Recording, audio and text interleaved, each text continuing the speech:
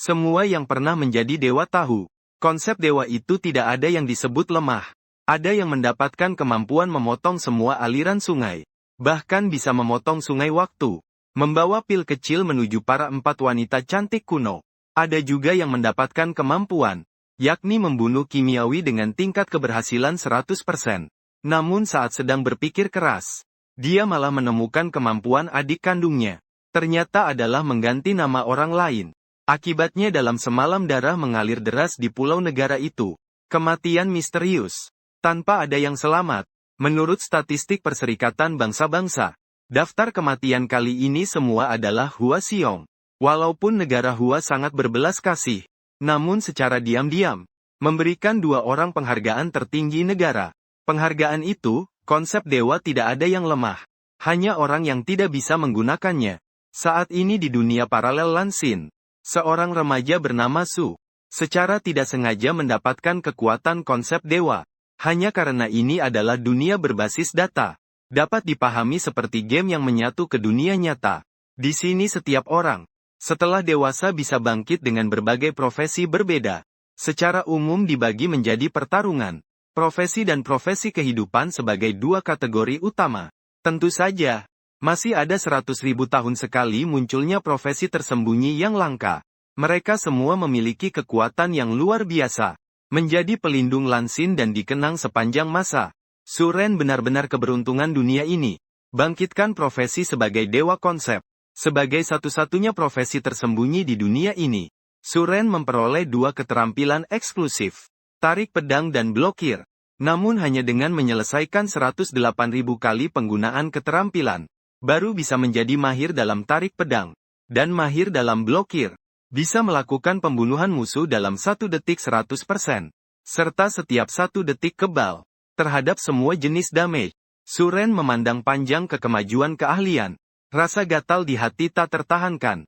Seperti sistem memberitahunya, ada seorang wanita cantik luar biasa, yang bisa memenuhi semua keinginannya. Tapi harus main game 100.000 kali dulu. Putus asa, Suren tiba-tiba memandang ke arena ujian. Orang-orang tak pernah peduli pada boneka jerami di arena ujian. Karena menggunakan keterampilan pada boneka jerami, tidak memberi pengalaman apapun. Tapi yang paling dibutuhkan Suren sekarang adalah kemahiran skill.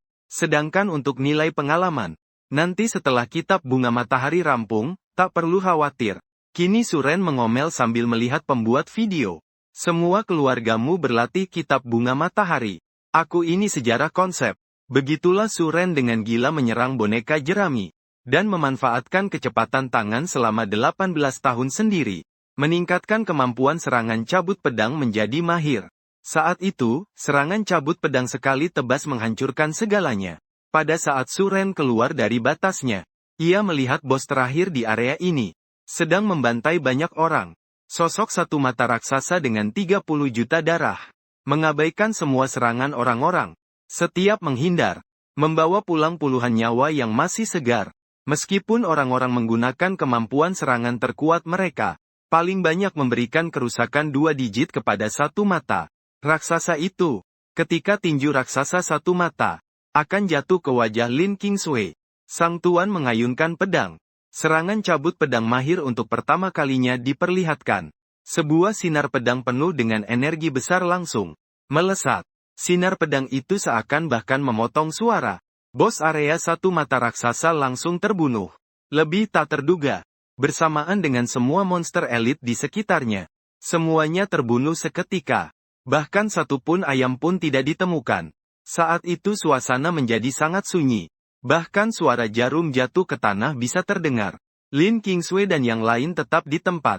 Bahkan ada yang menamparkan dirinya sendiri 2 kali. Juga tidak berani percaya dengan matanya sendiri. Orang menggunakan tangan bayangan Fosan. Mengambil harta rampasan yang berserakan di tanah. Langsung meninggalkan tempat itu menuju ruang keramik. Dalam perjalanan lari, sistem terus berbunyi. Cahaya emas terus berkilauan pada tubuh orang. Hanya dengan pengalaman dari satu mata raksasa, orang naik ke level 80. Lebih banyak monster kecil yang terbunuh seketika. Dalam sekejap orang sudah naik ke level 100. Jika bukan karena harus berganti profesi setelah level 100. Agar bisa mendapatkan pengalaman lagi. Mungkin Su orang sudah mencapai level 999 saat ini. Dengan satu tas penuh harta rampasan, Su orang langsung menuju kuil profesi. Bukan karena harta rampasan itu buruk. Bos wilayah sekitar level 200 yang dikalahkan. Hadiah rampasannya tentunya sangat melimpah. Tapi baik itu perlengkapan legendaris atau batu permata tingkat dewa. Bagi Su orang itu hanya pelengkap yang manis di atas manis. Kekuatan dewa konsep. Tidak memerlukan bantuan benda luar apapun. Harus mengenal aturan. Mengenal aturan dengan baik. Menguasai aturan. Dengan tatapan mata yang tegas, Su orang berhasil mendapatkan tugas pergantian profesinya. Di sini Su orang mengetahui. Setiap naik 100 level bisa berganti profesi sekali. Setiap pergantian profesi akan menambah 1 bintang. Hingga tingkat 9 tertinggi. Yaitu 9 bintang. Dan setiap kali berganti profesi. Bukan hanya akan memperkuat keterampilan diri sendiri, lebih akan mendapatkan sebuah keterampilan baru. Orang Su yang sangat bersemangat, dengan tegas memilih tugas berganti profesi yang paling sulit. Hanya dengan cara ini, dapat memaksimalkan potensi dirinya. Tugas berganti profesi orang Su adalah membunuh bos abad ke-9, Raja Gurita Hitam. Dia adalah peringkat akhir dalam dungeon laut dalam tingkat neraka, karena tingkat kesulitannya sangat tinggi. Sistem secara khusus mengizinkan mode tim. Namun batas jumlahnya maksimal 4 orang. Perlu diketahui, kelompok yang yakin dapat menaklukkan dungeon ini sangat sedikit. Dan semuanya berjumlah 200 orang bekerja sama dengan penilai secara kompak. Namun orang Su saat ini tidak khawatir. Hanya karena dalam perjalanan ke kuil berganti profesi. Melihat banyak kejutan. Misalnya karena teknik serangan cepat dengan cabut pedang selesai dengan cepat. Pedang pemula di tangan. Ternyata diberi hadiah naik ke tingkat mitos. Pedang pemula ini sekarang disebut mengasah pedang 1000 bilah. Diikat secara otomatis sebagai senjata khusus orang Su. Atribut tingkat mitos yang luar biasa. Serangan fisik 10.000. Serangan sihir 15.000. Efek khusus tanpa pertahanan apapun. Perisai tanpa masalah. Sifat, setiap membunuh satu makhluk. Menambah 1 poin kesalahan dan 1 poin kalajengking. Deskripsi kalajengking. Pengasahan pisau tajam hanya menyerang tanpa bertahan. Sikap berlebihan dan gagah, ini adalah reaksi pertama Suren. Pantang menyerah ini adalah senjata legenda. Dan ini adalah atribut yang tumbuh. Butuh apa teman? Harus pamer sampai tak punya teman. Kalau tidak adil buat senjata ini. Suren merasa senang dalam hati. Dan monster bermata 1. Bahkan mengeluarkan permata epik. Melihat atribut yang sangat berlebihan. Suren langsung memutuskan untuk menyihir pada pisau tajam. Sebelum Suren bereaksi, hanya terlihat pelayan tuan kota mendekatinya, dan mengundangnya ke kediaman tuan kota. Suren tidak tahu apa yang tuan kota inginkan, tapi dengan pisau tajam di tangan, dunia milikku. Suren berpikir, tidak ada salahnya pergi sekali. Tak disangka sampai di kediaman tuan kota. Bukan hanya tidak menerima sambutan hangat, malahan tuan kota mengakui kekuatan Suren dengan hangat. Setelah beberapa kalimat, langsung menyuruh Suren bertarung melawan monster elit level 200. Untuk membuktikan kekuatan, Suren tampak tenang. Dengan nada cukup sombong berkata, langsung menuju arena pertarungan. Di sebuah alun-alun yang sangat besar, seekor Blue Bull tingkat elit dari Tianwang, dengan marah menatap Suren. Kontras tinggi badan, membuat semua orang merasa Suren tidak akan bertahan lebih dari 1 detik. Blue Bull Tianwang yang terkenal akan pertahanannya, tidak hanya memiliki daya tahan yang sangat kuat, tetapi juga memiliki darah sebanyak 32 juta. Blue Bull Tianwang dengan tubuh sebesar gunung, seketika menabrak orang kasar itu. Semua orang tak sadar menutup mata, takut melihat pemandangan yang terlalu mengerikan. Hanya terdengar suara tembakan. Tempat itu langsung menjadi hening. Hanya beberapa orang yang berani yang melihat seluruh prosesnya. 1 tebasan membunuh Lei Chuo seketika. Suren hanya mengeluarkan 1 tebasan yang sangat biasa. Blue Bull Tianwang masih dalam posisi menyerang. Namun di atas kepalanya muncul angka kerusakan minus 32 juta. Diam seperti mati. Semua orang ternganga tapi tidak bisa berkata apa-apa. Di mulut mereka masing-masing. Saat ini bisa saja muat 99 telur angsa. Lagi, 1 tebasan. Tampaknya adalah tebasan biasa saja. Tetapi Blue Bull Tianwang mati. Mati oleh tebasan yang tampaknya biasa itu. Meskipun ini adalah kali kedua mereka menyaksikan, mereka masih sangat terkejut tak tertahankan. Perasaan yang dirasakan saat itu sungguh nyata, tidak sama sekali dengan yang terlihat di layar. Dia hancurkan batas dunia dengan susah payah. Suara pecahnya batas dunia membangunkan semua orang. Kemudian muncul sorak-sorai tak terhitung, luar biasa. Aku memang tahu dia bisa berhasil. Nyawaku tertolong. Dia sebenarnya bagaimana bisa melakukan itu? Lu Wensu masih agak terkejut dengan adegan tadi. Anak ini adalah anak yang dia saksikan sendiri saat bangkit. Dia sebelumnya mengira Suren seumur hidup hanya akan biasa-biasa saja. Ditakdirkan untuk tidak mencapai apa-apa. Tapi kenyataannya memberitahunya. Ini adalah seorang jenius. Sebuah jenius yang sangat kuat. Baru beberapa hari, dia sudah bisa menghancurkan bos level 200 dalam sekejap. Dan monster elit level 200 jenis ini. Jika dia terus tumbuh, betapa mengerikannya dia nantinya. Saat itu, jika membahas siapa yang paling terkejut, hanya Nangong Ming.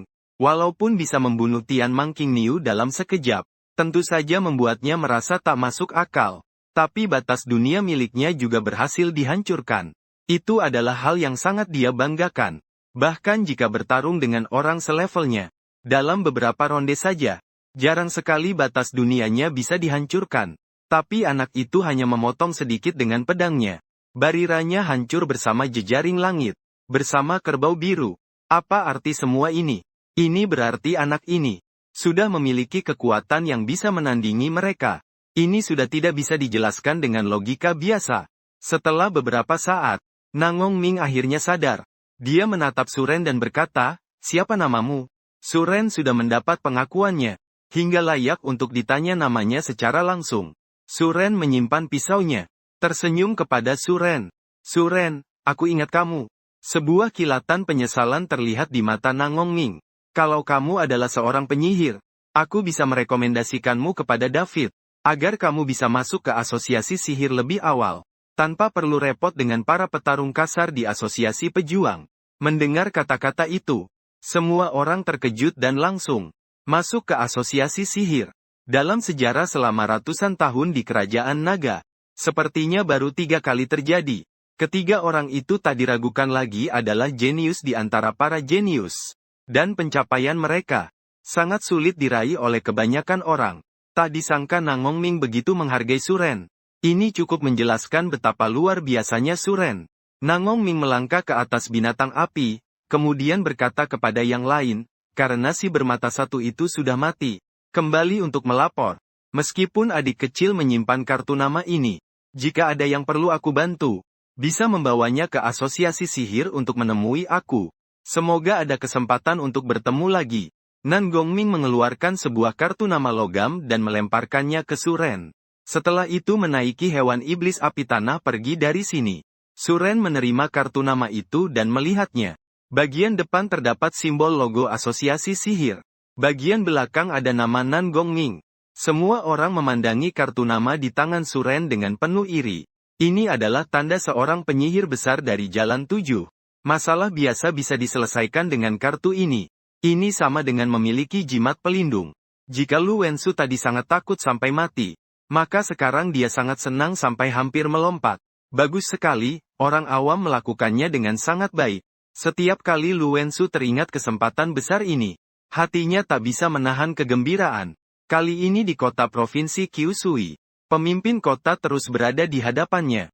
Membual. Mendengar tentang siswa sekolahnya yang seorang bintang 2 profesi dengan potensi bintang 5. Betapa hebatnya dia. Sangat kuat, namun Ming Lian terus mengejeknya. Kota Donghai selalu berada di posisi terbawah setiap tahun.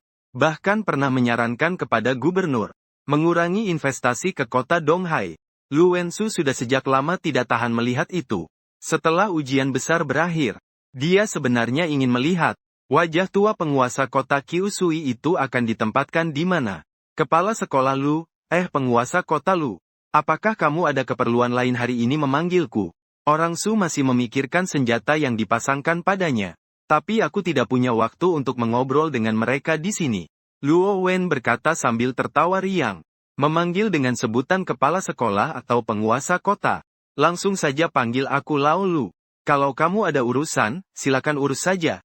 Paman Lu hari ini mengundang orang Su. Sebenarnya hanya untuk menanyakan soal manusia bermata satu. Sekarang semuanya sudah jelas kebenarannya. Tentu saja tidak ada lagi hal yang perlu ditanyakan pada orang Su. Kalau begitu aku pamit dulu ya. Kalau butuh bantuan, jangan ragu datang ke kediaman penguasa kota. Selama aku bisa membantu, aku jamin akan membantumu menyelesaikannya. Wang kecil itu, kamu antar orang Su naik mobil ya. Setelah orang Su pergi, orang lain juga mengucapkan selamat tinggal kepada Lu Wensu.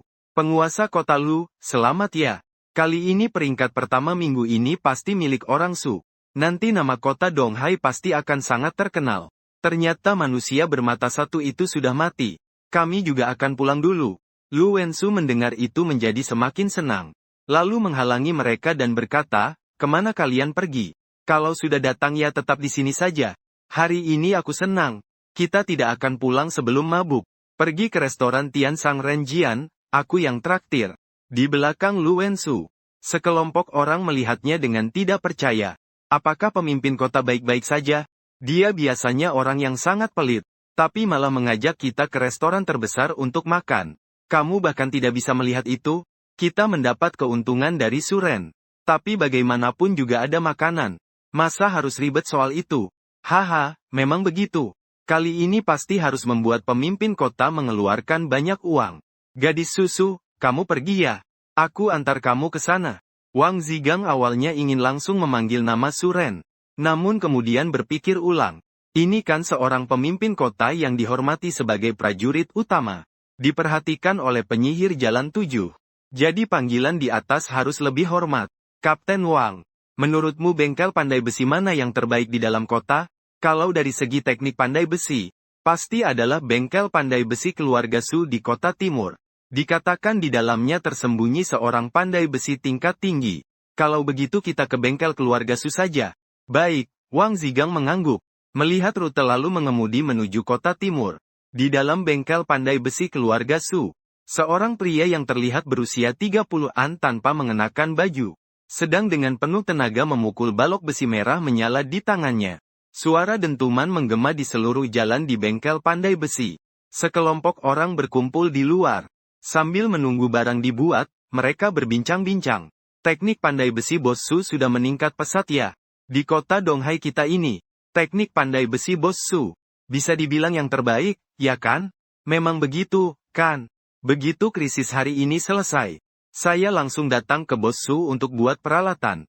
Biasanya peralatan saya cuma seadanya saja, tidak terpikir untuk membuat peralatan yang bagus. Hari ini setelah mengalami kejadian ini saya sadar, tanpa peralatan bagus memang benar-benar tidak bisa. Lari pun tidak akan secepat orang lain. Kalau ngomong-ngomong, untung ada saudara kecil itu juga. Beberapa orang bertanya-tanya, kalian bilang saudara kecil itu, apakah dia monster tua yang sudah hidup ratusan tahun? Dengan wajah anak muda. Kalau bukan begitu, bagaimana mungkin dia bisa membunuh satu musuh bermata satu dengan sekali tebas? Bukankah katanya, anak itu baru saja bangkit sebagai siswa SMA? Kalian juga percaya itu? Di internet banyak hal yang rumit dan sulit dipercaya. Pasti itu karangan belaka. Kalian kira dia sudah bangkit dari dalam kandungan saja. Berlatih selama 18 tahun. Meskipun begitu, tetap tidak bisa membunuh Cyclops dengan satu tebasan. Aku curiga entah ada orang penting yang secara diam-diam turun tangan. Atau dia sebenarnya monster tua yang menyamar sebagai Didi. Saat semua orang sedang berdiskusi dengan semangat, sebuah mobil berhenti di jalan luar. Sepertinya itu mobil Kapten Wang dari Departemen Pertahanan. Dia juga datang untuk membuat perlengkapan. Orang-orang melihat mobil itu dan berbisik membicarakannya. Tapi ketika melihat dua orang turun dari mobil, tepatnya Su yang turun dari kursi penumpang sebelah depan, mereka langsung menutup mulut mereka. Karena beberapa saat yang lalu mereka baru saja membicarakan Su. Mereka berani membicarakannya di belakang. Tapi membicarakannya di depan Su, mereka bahkan dengan 10.000 nyali pun tidak berani. Wang Zigang membawa Su berjalan keluar bengkel pandai besi. Semua orang segera membentuk jalan bagi mereka. Di dunia ini, kekuatan adalah yang utama. Baik Wang Zigang maupun Su, bukanlah orang yang bisa mereka ganggu sembarangan. Jadi tidak ada cerita antre untuk membuat perlengkapan. Kekuatan adalah privilege. Tuan Su dan Tuan Muda Su ingin membuat sesuatu. Kamu buatkan untuk mereka dulu baru buat orang lain. Su mengangkat kepala dan melihat ke arah mereka. Ketika melihat Su, ekspresinya jelas terkejut. Lalu dengan cepat berkata tidak masalah. Sebenarnya harus berterima kasih kepadanya. Kalau tidak, seluruh anggota keluargaku bisa berada dalam bahaya hari ini. Su dengan cepat menyelesaikan apa yang dipegangnya. Kemudian menatap Suren, kamu ingin membuat apa? Orang lain termasuk Wang Zigang juga menatap Suren. Semua ingin tahu apa yang ingin dia buat. Suren mengeluarkan mata raksasa bermata satu dan pisau 1000 tajam. Aku ingin memasang bola mata ini di belakang gagang pisau. Perlengkapan pribadi tanpa izin dari pemiliknya. Tidak bisa dilihat atributnya oleh orang lain. Jadi semua orang hanya bisa menilai melalui penampilan luarnya. Mata raksasa terlihat sangat mudah dikenali. Itu adalah bola mata versi mini yang ada di kepala Cyclops. Meskipun ketika dikeluarkan, semua sudah tahu itu apa. Namun bola mata ini tidak diketahui level bahan apa. Seseorang dengan suara halus berkata, sepertinya setidaknya level emas. Su mengambil mata raksasa bermata satu. Suren membagikan informasi bahan tersebut kepadanya. Su menunjukkan ekspresi waspada. Tetapi sebagai seorang pandai besi, dia masih tahu aturan dasar industri ini. Tanpa izin pelanggan, pandai besi tidak boleh membocorkan informasi apapun tentang bahan pembuatan. Kalau tidak, lisensi pandai besinya akan dicabut. Meskipun Suwu sangat bersemangat, dia tidak mengungkapkan informasi tentang mata raksasa bermata satu. Orang lain juga tahu aturannya, jadi juga tidak bertanya. Suwu memandangnya dengan penuh rasa suka. Baru kemudian berkata sedikit menyesal, maaf. Benda ini tingkatnya terlalu tinggi. Mungkin saya tidak bisa membantu Anda memasangnya. Mendengar kata-kata ini, semua orang tak bisa menahan diri untuk kembali menatap mata raksasa itu. Sebenarnya benda ini tingkat apa sih? Bahkan Suwu pun tidak bisa memasangnya. Saya ingat Bos Su pernah memasang bahan tingkat emas. Bahan tingkat emas yang sudah pernah dipasang. Lalu kata-kata orang itu tentang bola mata belum selesai. Orang lain yang menonton semua mengerti apa yang akan dia katakan. Bola mata ini setidaknya adalah bahan tingkat C. Kalau tidak mungkin Suwu nggak bisa memasangnya. Memikirkan itu, semua orang tak bisa menahan iri pada Suren. Mereka seumur hidupnya belum pernah menyentuh peralatan tingkat emas sekalipun. Orang lain dengan santai mengeluarkan satu buah bahan tingkat lebih dari emas, dan hanya digunakan untuk memasang saja. Suren merasa sedikit kecewa karena dia tidak bisa memasangnya. Sepertinya mesti nanti pergi ke kota besar, mencari orang lain untuk memasangnya. Melihat Suren mengambil kembali barangnya hendak pergi, Suwu segera berkata, Tuan, tunggu sebentar. Saya akan memanggil guru saya. Beliau pasti bisa membantu Anda. Setelah berkata, Suwu langsung berlari cepat menuju halaman dalam. Barang dengan tingkat seperti ini, pasti gurunya sendiri dengan senang hati akan mengeluarkannya.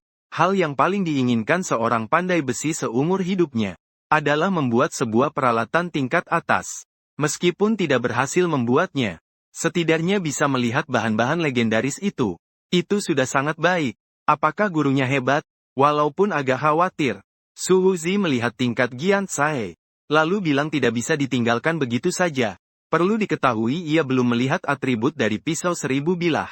Pisau 1000 bilah itu adalah artefak suci. Tingkatnya bahkan lebih tinggi dari Gian Sae. Wang Zigang yang ada di samping berkata, Tuan Su, tenang saja. Kabarnya Guru Suwu baru kembali dari Kyoto untuk pensiun di Donghai. Walau tidak tahu tingkatannya, tetapi bisa dipastikan, ia adalah salah satu pandai besi papan atas yang ada. Bahkan penguasa kota pun tidak pernah berkesempatan bertemu dengannya. Orang-orang lain yang menonton juga mulai berbicara. Betapa hebatnya Guru Suwu Zi. Di dunia ini tidak ada sesuatu yang tidak bisa ia pasang. Tentu saja semua itu hanya rumor. Karena di kota Donghai belum ada barang yang layak untuk dia proses. Jadi tidak ada yang tahu kemampuan sebenarnya. Setelah Suwu Zi masuk beberapa saat, seorang lelaki tua yang terlihat sangat bijaksana menemani dia keluar. Orang tua itu berjalan sambil terus bercerita. Apa yang bisa didapat dari kota Laut Timur? Nanti kalau aku tahu itu cuma panah rusak, aku bakal sobek mulut bocah itu. Karena aturan industri. Suwu Zi bilang dia ketemu sesuatu yang luar biasa. Butuh dia sendiri yang turun tangan. Tidak secara spesifik mengatakan tingkat dan atribut mata raksasa. Orang tua itu mengambil mata raksasa. Kepada Suren berkata, biar aku lihat apa ini. Suren mengangguk, membagikan atributnya kepadanya. Orang tua itu memperhatikan atributnya dengan seksama. Kemudian melihat ke Suren, ternyata kamu. Ini. Ditemukan di badan bos zona hari ini. Suren mengangguk, benda ini bisa langsung terlihat begitu saja. Jadi tidak perlu disembunyikan. Betul, memang bahan yang langka. Kamu tahu tidak kalau benda ini adalah bahan pertumbuhan. Kata-kata orang tua itu membuat Suren terdiam. Atribut dan deskripsi mata raksasa. Dia melihatnya dengan jelas. Tidak menyebutkan bahwa itu bahan pertumbuhan. Suren menggelengkan kepala. Orang tua itu tersenyum dan berkata, kamu bukan pandai besi. Tidak heran kalau kamu tidak tahu. Benda ini hanya bisa terlihat setelah dipasang. Tapi ada satu hal yang harus kutahukan kamu. Setelah dipasang, benda ini tidak bisa dilepas lagi. Jadi, saya menyarankan kamu untuk menemukan peralatan yang cocok dulu baru kembali lagi. Kakek itu berkata lalu, mengembalikan mata raksasa kepada orang biasa. Sebagai pandai besi, dia tidak akan membiarkan barang bagus disia-siakan. Mata raksasa ini ada di kota Laut Timur. Saat ini tidak mungkin ada perlengkapan yang cocok untuknya. Senior, bagaimana kalau Anda lihat saja senjata ini? Orang Su membagikan informasi tentang mengasah pedang ribuan bilah kepadanya. Mengasah pedang ribuan bilah sebagai senjata sakti. Pasti bisa cocok dengan mata raksasa ini. Kakek itu melihat orang Su tidak mendengarkan saran. Tidak bisa menahan perasaan sedikit tidak senangnya. Apalagi memasang benda bertahan seperti ini. Pada senjata yang atributnya menyerang. Bukankah itu seperti menghina benda langit? Hei kamu anak muda, kenapa tidak dengar kata kakek? Belum selesai berkata. Hanya sekilas melihat informasi mengasah pedang ribuan bilah. Mata langsung tak bisa beralih lagi. Hal ini membuat napas kakek jadi sesak. Wajahnya penuh dengan keterkejutan. Orang-orang yang menonton melihat ekspresinya. Tak bisa tidak mulai berspekulasi. Saya kira bola matanya itu harta karun. Tapi kelihatannya senjata itu. Yang sebenarnya adalah harta karun, ya. Tidak hanya kelihatan. Pasti benar, lihat saja kakek itu terpana sangat serius. Pisau ini kelihatannya biasa saja. Bilah pedang ini masih memiliki begitu banyak retakan. Jangan-jangan ini adalah senjata legenda. Apakah mungkin ini senjata mitos? Semua orang berhenti membicarakannya setelah itu. Senjata mitos. Itu adalah sesuatu yang bahkan tidak berani mereka pikirkan. Setiap senjata mitos bisa disebut sebagai harta nasional yang sangat penting. Orang biasa bahkan tidak punya hak untuk melihatnya. Guru, apakah senjata ini pantas untuknya? Orang biasa tersenyum dan berkata pantas. Benar-benar pantas. Si tua terus mengangguk. Matanya menunjukkan kegembiraan yang sangat besar. Guru Su, ada perintah apa? Pergi ambil alat koleksiku yang kusimpan di kepala tempat tidur. Dan buka tungku terbaik itu. Aku akan menempa sendiri. Su segera mengangguk. Sudah lama dia tidak melihat gurunya. Begitu bersemangat. Sepertinya kali ini benar-benar guru bertemu harta karun. Orang tua itu dengan lembut menyentuh bilah pedang. Mengucapkan 3 kata bagus berturut-turut. Siapapun bisa melihat betapa ia mencintai pedang ini. Setelah Suwu mengambil alat itu, orang tua membawa 2 benda. Menuju tungku api paling dalam. Pertama dia mengambil sebaskom air. Untuk mencuci tangannya dengan teliti. Kemudian melepas bajunya. Orang tua itu meskipun sudah tua, tetap memiliki otot yang menonjol. Harimau ganas adalah gurunya. Orang tua itu mengangguk pelan. Sosok bayangan gaib muncul di belakangnya. Astaga, ini pasti bayangan gaib tingkat nasional ahli pandai besi. Yang hanya dimiliki oleh ahli besar. Senior ini sebenarnya pandai besi tingkat apa sih? Sementara semua orang masih berdiskusi. Di dalam sudah mulai proses pemasangan. Proses pembuatan berlangsung selama setengah jam. Selama itu tidak ada satupun penonton yang pergi. Semua ingin melihat hasil akhirnya. Dentuman. Di atas bengkel pandai besi berkumpul awan hitam. Banyak kilatan petir berkelap-kelip di dalamnya. Tiba-tiba dari langit muncul sebuah mata pohon. Disertai bayangan makhluk dewa dan iblis muncul di sana. Kemudian dari mata pohon keluar cahaya. Meluncur menuju bengkel pandai besi. Terdengar dengungan di dalam bengkel. Suara aneh di langit menghilang. Dari dalam bengkel terdengar tawa penuh kegembiraan. Itu adalah orang tua yang masih terengah-engah. Melihat penuh cinta pada pisau pengasah 1000 bilah di tangannya. Guru, apakah Anda baik-baik saja? Suwu berjalan mendekat dan menopangnya, Tidak apa-apa. Dalam hidup ini bisa memasang dan menempa senjata ini. Sungguh berharga haha, orang tua itu membawa pisau keluar. Dengan sedikit berat hati menyerahkan pisau kepada Suren. Tidak mengecewakan harapan. Proses pemasangan selesai. Suren menerima pisau itu. Terlihat sebuah bola mata di belakang gagang pisau. Seperti makhluk hidup, bola mata itu berputar sekali. Kemudian menutup matanya. Banyak orang melihat atribut dari Molao Qianren. Senjata eksklusif Molao Qianren hanya dapat dipasangkan di bagian yang terikat. Tingkat senjata adalah mitos. Persyaratan pemakaian level 1 dengan pemasangan mata raksasa. Serangan fisik 10.226. Serangan sihir 15.226. Efek khusus perisai tanpa masalah. Perisai tanpa masalah kebal fisik 30. Kebal sihir 30. Keunikan setiap membunuh satu makhluk. Dapat menambah 1 poin serangan fisik dan sihir. Serta 0,000001 kebal fisik dan sihir. Menjelaskan Molao Qianren memiliki keseimbangan antara serangan dan pertahanan. Tidak disangka mata raksasa. Benar-benar menjadi bahan pertumbuhan.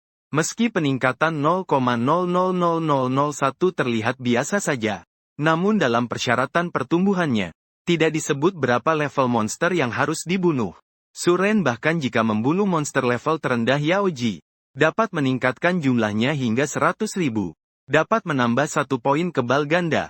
Artinya dengan membunuh 7 juta monster dari level mana saja, ia bisa mencapai 100% kebal fisik dan sihir. Perjalanan masih panjang dan berat.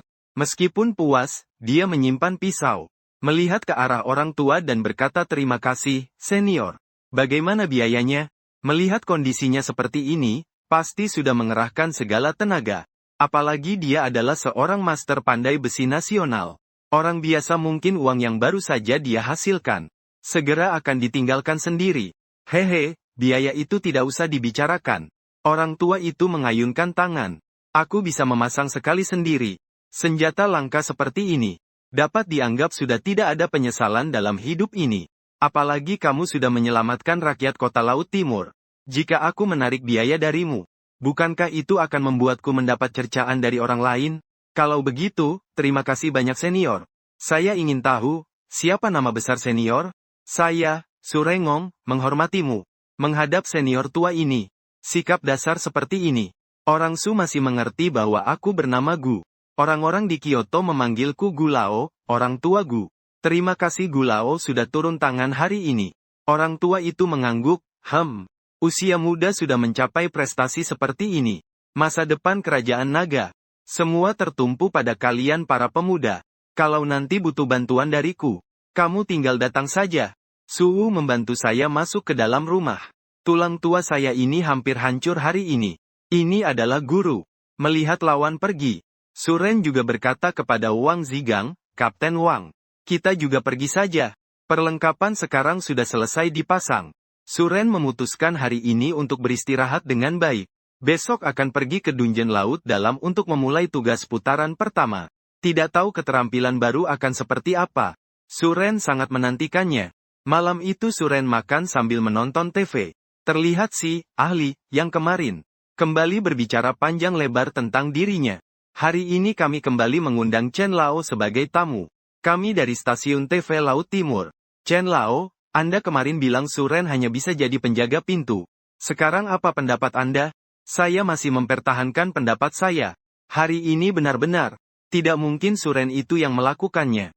Pasti ada orang hebat lewat dan membuatnya untung. Menurut saya, ujian besar kali ini sudah ditetapkan di kota Laut Timur kita. Nanti dia pasti akan terbongkar. Semua kebenaran akan terungkap. Jika kalian tidak percaya kata-kataku, bisa lihat di internet ada sebuah polling. 85% orang tidak percaya padanya loh. Pembawa acara bertanya, bukankah masih ada 15% yang percaya padanya? Hanya tersisa 5%. Sisanya 10% menganggap itu efek khusus. Aku harus mengatakan, apakah 5% orang itu tidak pernah sekolah? Dia seorang pelajar SMA yang baru saja sadar. Bagaimana mungkin dia membunuh 1 detik makhluk bermata satu itu? Jadi hari ini kita akan membahas masalah penyebaran pendidikan dasar di negara Long. Seorang mematikan televisi dan menyalakan ponsel. Dia kira kejadian hari ini mungkin akan menghebohkan seluruh internet. Namun ternyata di internet tenang saja. Bahkan sebelumnya, video dan artikel tentang dirinya pun hilang. Menjadi manusia. Di forum ia malah menemukan suara ahli ini berkata, tentang voting apakah apa yang dilakukan hari ini itu nyata atau tidak. Ini juga satu-satunya hal yang bisa ditemukan, yang berkaitan dengan dirinya. Namun semua suara di voting ini jelas tidak percaya. Gaya bicara orang-orang ini bahkan sama persis. Apakah ini pasukan bayaran? Kelihatannya ada orang yang berusaha keras menutupi fakta untukku di belakang. Siapa yang punya kekuatan sebesar itu? Hanya pemerintah negara Long saja. Melihat situasi ini, seorang justru merasa lega. Kejadian hari ini memang agak merugikan orang. Mendengar sedikit kabar. Sekarang dirinya belum tumbuh sepenuhnya. Belum memiliki kemampuan melindungi diri yang cukup. Bersikap rendah hati juga bukan hal yang buruk. Di sebuah markas rahasia di ibu kota kerajaan naga, para pejabat tinggi kerajaan naga serta pimpinan dua asosiasi besar, bersama dengan para ketua serikat pekerja besar berkumpul di sini.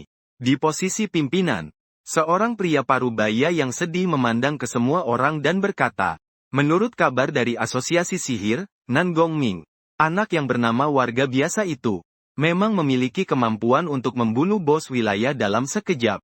Hal ini sudah dia konfirmasi sendiri. Lalu, bagaimana caranya sebenarnya? Ini adalah dua rekaman video. Silakan tonton sendiri. Satu adalah rekaman siaran langsung saat membunuh satu mata raksasa. Yang lain adalah rekaman Nan Gongming di alun-alun luar kediaman penguasa kota. Setelah semua menonton, suasana menjadi agak sunyi sejenak. Setelah beberapa saat, seseorang membuka mulut dan berkata itu semua dengan satu tebasan. Dan tepat setelah menghunus pedang, dua monster itu langsung mati. Sangat sulit dipercaya. Sebenarnya dia beralih profesi menjadi apa? 2 kali serangannya dilakukan saat monster hampir mendekatinya. Apakah dia memiliki kemampuan membunuh instan 100% pada jarak tertentu? Itu adalah kemampuan untuk membunuh monster sejak dari jarak tertentu. Seseorang mengangguk dan berkata sepertinya memang begitu. Hanya saja tidak tahu berapa waktu cooldown dari kemampuannya itu. Berapa lama waktu cooldownnya? Kalau dia benar-benar punya kemampuan seperti itu, waktu pendinginan seharusnya akan sangat lama. Perkiraan konservatif lebih dari 1 jam. Menurut data yang ada, beberapa hari sebelumnya dia terus berlatih gerakan mencabut pedang. Sepertinya saat ini dia hanya memiliki satu kemampuan ini. Kemampuannya jelas membutuhkan latihan jangka panjang. Jika lain kali dia menunjukkan perilaku aneh yang lain, dan itu berlangsung terus-menerus, itu berarti dia sedang berlatih kemampuan baru lagi. Setelah semua orang menganalisis dengan seksama, hampir saja mereka menganalisis warna celana dalam orang biasa. Semua sudah dianalisis. Tentu saja, orang-orang ini sebagai tokoh tingkat atas kerajaan naga. Walaupun penampilannya terlihat seperti pria parubaya, namun, mereka semua adalah orang-orang bijak yang hidup selama ratusan tahun. Hanya dengan sedikit petunjuk kecil, mereka bisa melihat tanda-tandanya. Hasil analisis mereka tidak akan jauh berbeda dengan kenyataan sebenarnya. Setelah semua orang selesai menganalisis, pria parubaya yang memimpin berkata, karena kita semua sudah hampir yakin tentang semua kondisi dirinya. Sekarang mari kita bahas bagaimana memperlakukannya. Ada seseorang dari asosiasi sihir yang berdiri dan berkata, saya rasa kita bisa membuat pengecualian. Biarkan dia masuk lebih awal ke asosiasi sihir kita. Bakat sehebat ini tidak boleh disia-siakan potensinya. Seorang pria gagah dengan tubuh penuh otot. Sebuah tepukan telapak tangan di atas meja. Membantah dengan kata omong kosong. Anak ini jelas seorang pejuang. Seharusnya bergabung dengan asosiasi pejuang kami. Dia mana mirip pejuang. Lihat saja dia berjalan santai, kamu pasti tahu. Tidak perlu berkelahi seperti kalian yang kasar. Para laki-laki kasar itu, asosiasi sihir kami jelas lebih cocok untuknya. Keduanya saling berdebat dengan sengit, mata bertatapan mulut berbicara. Saat itu, ketua asosiasi terbesar di Kyoto bangkit dan berkata, hei, kalian berdua jangan berdebat lagi. Aku pikir usianya masih muda. Apakah seharusnya dia dulu bergabung ke asosiasi seni bela diri naga kita? Berlatih beberapa tahun. Kalian dua asosiasi besar itu hanya orang tua-tua usang. Kalau seorang muda pergi ke tempat kalian, bukankah itu penderitaan baginya? Jika hatinya sampai bermasalah, itu kerugian untuk kerajaan naga kita. Baru-baru ini negara pulau dan Amerika seringkali menghasut kita. Kita tidak bisa bertindak langsung. Tapi apakah kita boleh membiarkan anak ini bertindak? Jika mereka tahu anak ini sudah berusaha sekuat tenaga, kalian dua asosiasi besar pasti tidak akan setuju dia bertindak. Bukankah begitu?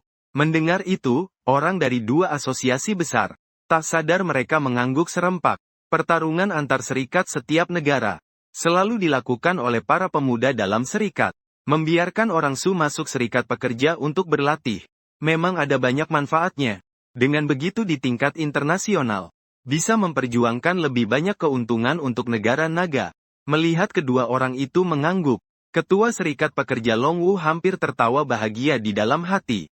Tipe jenius seperti ini harus dididik di serikat Longwu kami. Saya menolak. Ketua serikat pekerja besar lain di Kyoto berdiri dan berkata, tipe jenius seperti ini tidak bisa bilang sudah kami ambil begitu saja.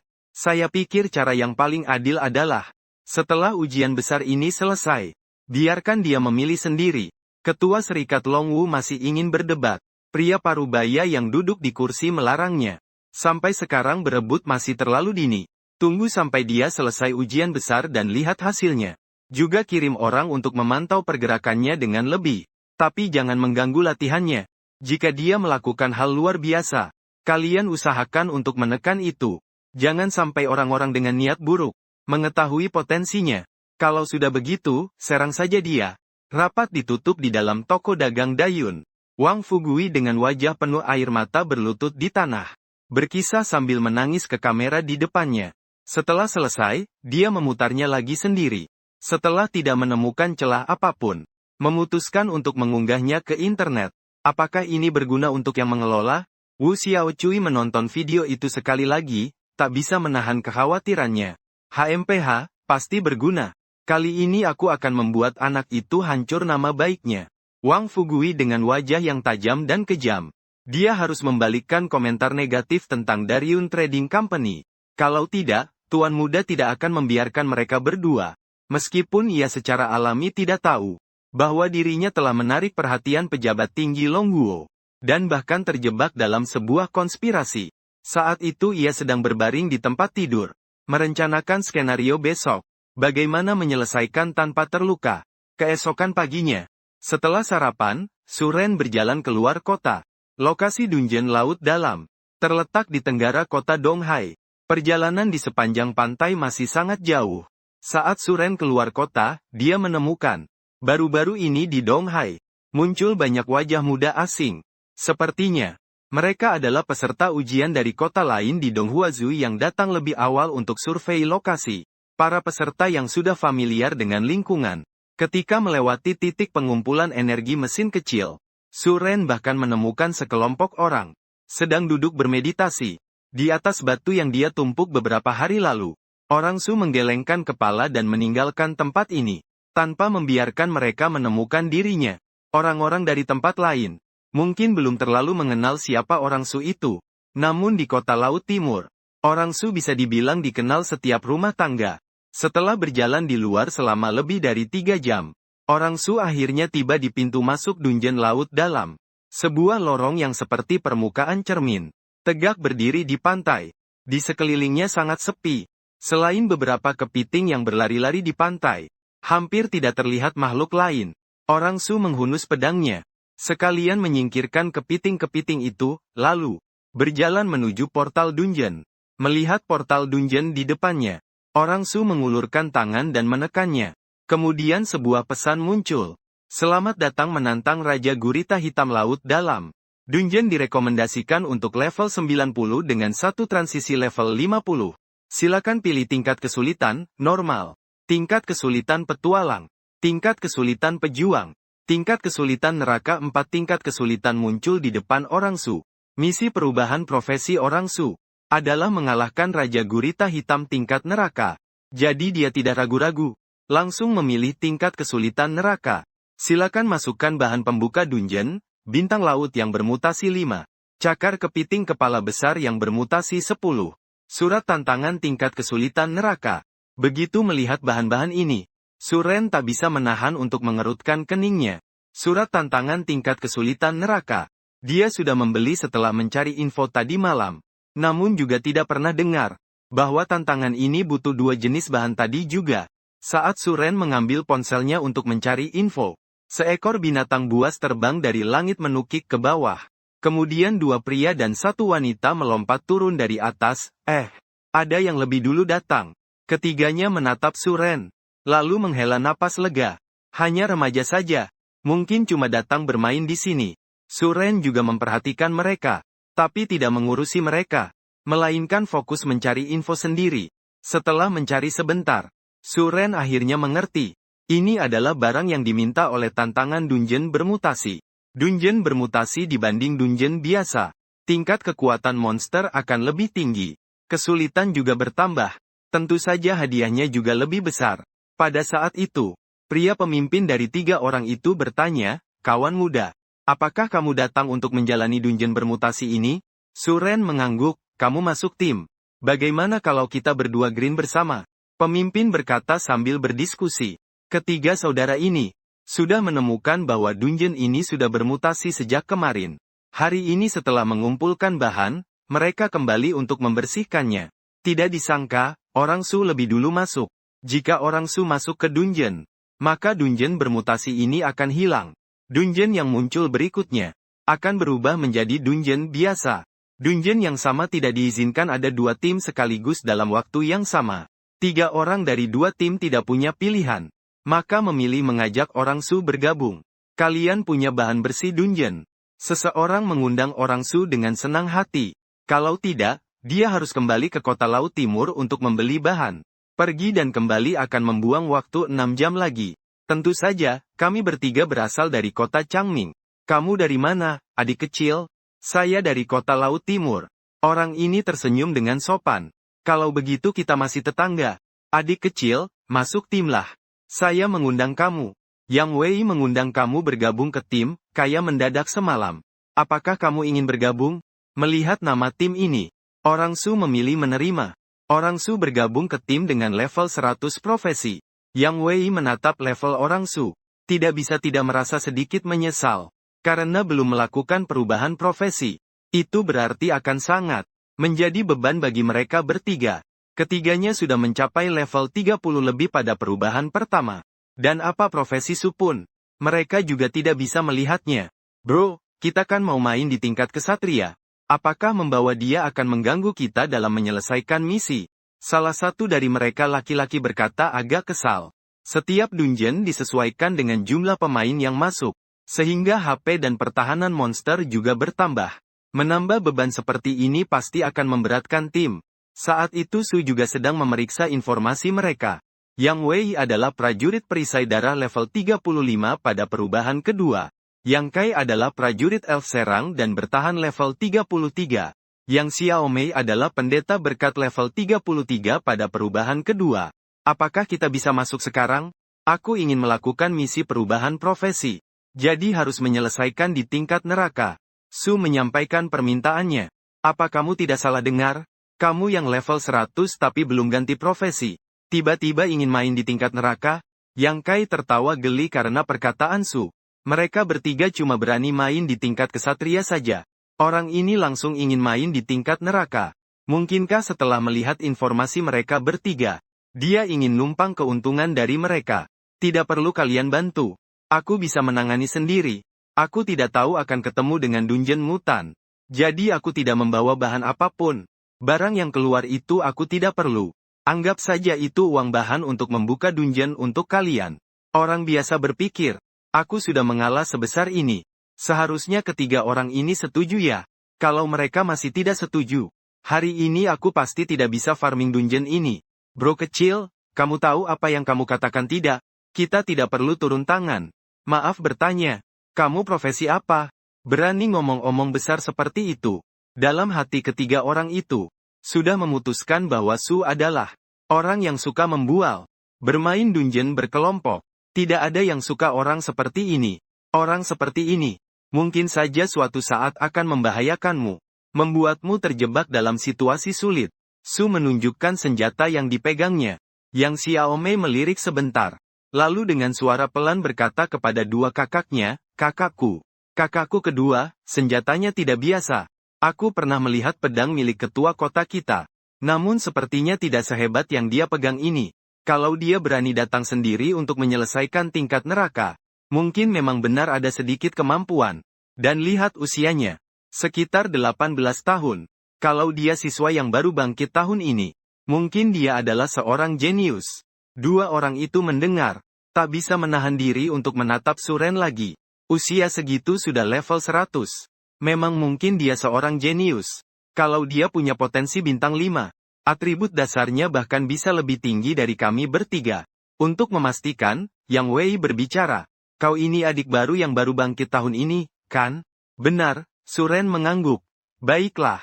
Kalau kau percaya diri, kita bisa ajak kau main di level neraka. Tapi aku harus bilang dulu. Nanti saat masuk dungeon, kau harus dengar perintah kami. Tidak boleh sembarangan lari-lari. Setuju, Suren malas berdebat lagi. Hari ini yang penting bisa masuk saja. Perlengkapan bambu avoidance sudah siap kan? Kalau tingkat neraka, mungkin butuh 4 buah. Suren mengangguk lagi. Walaupun dia hanya membawa 2. Kalau begitu, ayo kita masuk. Yang Wei mengambil bahan yang sudah dipersiapkan. Melangkah menuju pintu masuk dungeon sepanjang malam. Tim kaya mendadak memilih untuk masuk. Dungeon Raja Gurita Hitam Laut dalam dengan tingkat kesulitan neraka. Apakah akan masuk, setelah cahaya menyala? 4 orang tersedot ke dalam dungeon.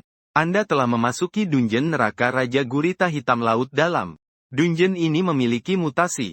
Harap berhati-hati menghadapinya. Serangan tikus hidup memberikan 20 kerusakan. Serangan tikus listrik memberikan 20 kerusakan, efek babi air biru sudah aktif. Waktu tersisa saat ini 29 menit 57 detik. Setelah mendengar serangkaian peringatan itu, Suren melihat sekeliling. Saat ini keempatnya berada dalam air. Hal baiknya ada cahaya terang, sehingga bisa melihat lingkungan sekitar dengan jelas. Tempat ini terlihat seperti sebuah ruang kapal dari kapal karam.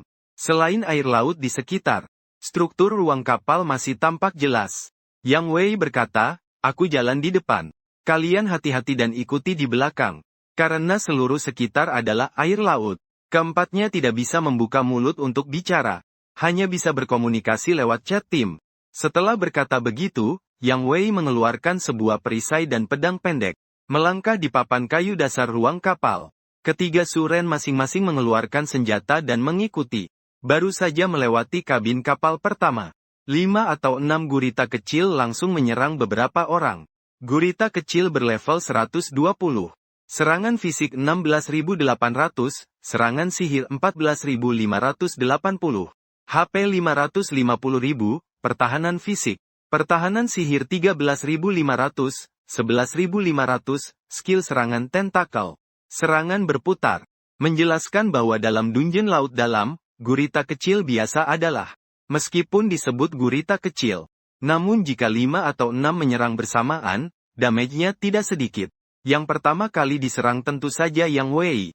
Meski pertahanannya sangat tinggi, namun ketika diaktifkan oleh beberapa gurita kecil ini, setelah 2 pukulan dia juga kehilangan 1/5 darah. Melihat situasi itu, Yang Xiaomei awalnya memberinya sedikit darah, lalu memunculkan berkat untuk semua. Kamu mendapatkan berkat. Dalam 10 menit, serangan naik 5. Pertahanan naik 5. Kecepatan serangan naik 5. Ketepatan 5, Yang Xiaomei berkata kepadamu berdua. Setelah berkata begitu, Yang Xiaomei melirik kakak keduanya. Kemudian menatap ke tubuh Suren. Dia ingin melihat, dengan alasan apa Suren berani datang sendiri untuk membersihkan dungeon tingkat neraka ini. Yang Kai mengeluarkan busur dan panah. Lalu menembakkan 5 panah sekaligus. 5 pemanah. Semua mengenai satu gurita kecil paling depan. 22.50823, 565 anak panah bersama-sama menyebabkan 125.806 kerusakan. Sepertinya ingin membunuh seekor gurita kecil sekaligus. 5 saja tidak cukup. Yang Kai setidaknya masih perlu menembakkan 20 anak panah. Melihat itu, Yang Kai juga mengeluh, Yang Kai, kesulitan neraka darahnya terlalu banyak, kawan. Kita harus bertarung dengan beberapa monster kecil ini sangat lama. Setelah berkata begitu, dia melirik Suren. Dia memang ingin melihat, siapa yang memberi Suren keberanian untuk menantang kesulitan neraka. Suren juga tidak banyak bicara. Hanya melangkah maju menarik pedang lalu memasukkannya kembali ke sarung. Meskipun di dalam air, gerakan Suren sangat cepat.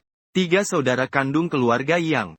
Hanya tampak sebuah kilatan cahaya pedang di dalam ruang kapal. Kemudian ke-6 gurita kecil itu semua terpotong menjadi beberapa bagian. Menghilang di tempat itu. Yang Kai membuka mulutnya. Melihat gerakan mulutnya, diketahui dia mengucapkan kata tentang kebudayaan nasional. Setelah itu dia menenggak beberapa teguk air laut. Yang Xiao Mei melihat gurita kecil yang menghilang itu. Lalu melihat Suren. Seluruh tubuhnya terpana. Ternyata inilah rasa percayanya. Tidak heran dia berani menantang kesulitan neraka sendirian. Hari ini dia benar-benar menyaksikan apa itu jenius. Apa yang terjadi dengan Yang Wei? Gurita kecil dengan darah lebih dari 500.000 langsung dibunuh seketika. Yang Wei berbalik dan menatap Suren. Di dalam hati ada 10.000 kuda liar yang berlari kencang. Apa ini serius? Bukankah dia seorang pejuang yang menggunakan pisau? Dari mana dia mendapatkan keterampilan kelompok yang jaraknya jauh seperti itu? Dan apakah kerusakannya masuk akal? Kalau bukan karena dia bisa melihat level orang Su, dia bahkan hampir meragukan dirinya sendiri. Apakah dia sedang membentuk tim dengan seorang jagoan? 3 saudara yang sebelumnya tidak percaya pada orang Su, sekarang sudah berubah menjadi ketakutan. Melihat ketiga orang itu berdiri di tempat tanpa bergerak. Orang Su mengetik dalam tim, berkata ayo pergi. Jangan buang waktu. Baru saat itu Yang Wei tersadar. Setelah menatap dalam orang Su sekali lagi, dia mengangkat kaki dan berjalan masuk ke dalam kabin kapal yang lebih dalam. Perjalanan berikutnya menjadi jauh lebih mudah. Yang Wei bertanggung jawab sebagai yang pertama memasuki area baru. Menarik perhatian monster. Yang Xiao Mei selalu siap memberikan status tambahan. Menjaga darahnya tetap penuh. Orang Su dengan cepat mengayunkan pisau membunuh monster dalam sekejap. Sedangkan Yang Kai sudah tidak punya kesempatan untuk menyerang. Hanya bertugas mengambil bahan dan perlengkapan yang jatuh. Namun dia senang melakukan hal ini. Ini tidak beda dengan mengumpulkan uang sepanjang jalan. Mengalihkan tugas ini ke siapapun. Tidak akan ada keluhan sedikit pun. Jika sebelumnya dia meremehkan orang Su sebelum masuk dungeon, maka sekarang dia sudah benar-benar mengakui kekalahan. Baik monster kecil maupun elit. Tidak ada satupun yang bisa menahan satu tebasan Suren. Menghadapi jenius sejati seperti ini, dia bahkan tidak punya keinginan untuk bersaing. Dia juga telah menyadari bahwa dirinya dan Suren benar-benar berasal dari dunia yang berbeda. 4 orang itu terus maju. Dengan adanya Suren, semacam cheat berbentuk manusia. Dungeon itu cepat sampai ke bagian akhir. Di bagian paling dasar ruang kapal hitam Raja Gurita. Cahayanya di sini jauh lebih redup. Hanya cukup untuk melihat lingkungan di bawah dengan susah payah. Sebuah tentakel hitam muncul dari dalam. Lalu dengan suara, plak, menyambar perisai Yang Wei. Yang Wei terhuyung mundur karena serangan itu. Damage besar sebesar 38.061 muncul di kepala Yang Wei. Serangan itu membuatnya kehilangan setengah darahnya. Sekarang orang-orang memandang pemilik tentakel itu. Bos Raja Gurita Hitam level 150. Serangan fisik 29.800. Serangan sihir 25.650. HP 2.400.000. Mungkin meniru serangan 23.500 dan 21.500 kemampuan semprot tinta. Wi tentakel yang memukul dan melilit. Serangan hisap yang brutal. Menunjukkan bahwa Raja Makhluk Laut dalam ini tahun-tahun lamanya menghuni bagian bawah ruang kapal hantu. Petualang yang berani mengacaukannya akan menjadi arwah yang dimakan olehnya. Setelah melihat data Raja Gurita Hitam ini, meskipun ada sedikit kebingungan, bukankah ini salinan mutasi, tapi juga tidak merasa ada yang aneh. Yang Kai akan bertarung melawan bos, aku dapat bagianku, kan? Aku akhirnya bisa bertindak. Yang Kai berkata, menarik busurnya dan menembakkan panah ke arah Raja Gurita Hitam. Masih 5 tembakan berturut-turut dari senjata dengan semua mengenai sasaran. Tapi untuk damage-nya, total menyebabkan kerusakan kurang dari 20.000 poin. Pertahanan Yang Kai sangat tinggi, ya. Aku hanya bisa setengah memecahkan pertahanan. Tergantung pada Suren saja. Suren tersenyum tipis. Sebelum Raja Gurita Hitam menyerang mereka untuk kedua kalinya. Menghunus pedangnya, dan sekali lagi tampak kilatan pedang yang familiar. 3 saudara yang segera melihat ke arah sana. 2.381.580 Raja Gurita Hitam hanya sempat berjuang, lalu langsung tewas dengan satu tebasan pedang. Yang Kai, dasar bos yang gila, kau juga bisa membunuhnya dalam sekejap. Yang Wei berjalan sendirian dengan angka 6. Yang Xiaomei, kau bukan tipe 2 profesi. Yang potensi bintang 5, si jenius itu, kan? Su Ren tidak mengenalnya. Ayo ambil barangnya dan bersiap keluar dari salinan ini. Yang Kai berkata, aku yang akan pergi, aku yang akan pergi. Lihat apa yang diberikan barang bagus. Yang Kai menyimpan busur dan panahnya. Dengan gembira berlari ke bagian bawah ruang kapal. Mengambil barang-barang yang keluar dari ledakan itu pergi. Kedua orang lainnya melihat keadaan itu juga tidak berebut dengannya. Bagaimanapun barang yang diambil, semua atribut akan dibagikan di saluran tim. Siapapun yang mengambilnya sama saja. Saat adik perempuan Yang Wei Yang masih di dalam tim, terkagum dengan kekuatan suku Su. Di sudut dasar ruang kapal, sosok putih melesat dengan cepat menuju Yang Kai yang tidak bersiap sama sekali. Yang Kai yang sedang mengambil perlengkapan itu. Meski awalnya sudah merasa labirin ini aneh. Jadi tadi dia tidak menurunkan kewaspadaannya. Saat melihat sosok putih muncul sekejap mata, tarikan pedang sudah keluar. Dengan tergesa-gesa menembus sosok putih itu, membuat lubang besar di ruang kapal. Sosok putih itu terhenti, membalikkan kepala memandang suku Su. Saat itu ketiga orang keluarga yang juga menyadari sosok putih itu. Yang Kai melompat mundur 2 langkah. Suku Su, cepat pergi. Mundur dari labirin, suku Su menyadari. Tarikan pedangnya ternyata tidak melukai sosok itu. Tadi hanya membuatnya sedikit ketakutan saja. Bos khusus ruang dasar kapal. Level 800, serangan mental 3000. HP 95 juta, pertahanan keliru. Meniru keterampilan rahasia, auman, teror, penindasan, dan penghancuran. Serangan mendadak dari belakang. Dendam yang merusak. Racun yang menggerogoti. Hantu kumpulan yang mati di ruang kapal biji-bijian. Anggota tubuh tak kasat mata yang tak bisa disinai cahaya suci. Luka di luar evolusi yang membunuh. Sekilas melihat data tentang benda ini, orang Su pun memaksa keluar dari dungeon. 3 saudara kandung keluarga Yang bahkan belum sempat melihat informasi bos dengan jelas. Langsung mengikuti orang Su untuk melarikan diri.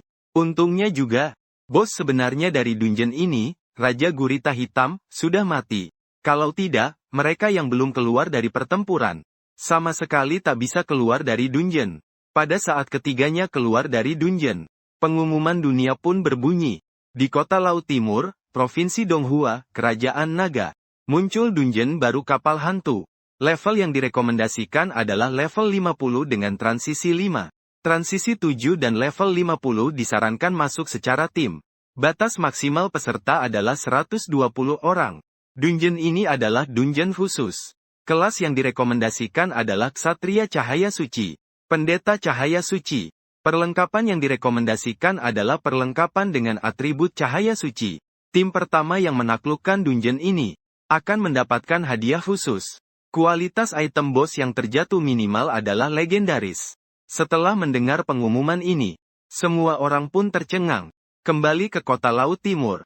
Kemarin kan ada bos wilayah yang muncul lagi. Tak tahu juga apa hadiah istimewanya itu. Tak membahas hadiah istimewa itu. Minimum drop pakaian legendaris. Sudah sangat menggoda sekali. Direkomendasikan level minimum harus 5 putaran kelima.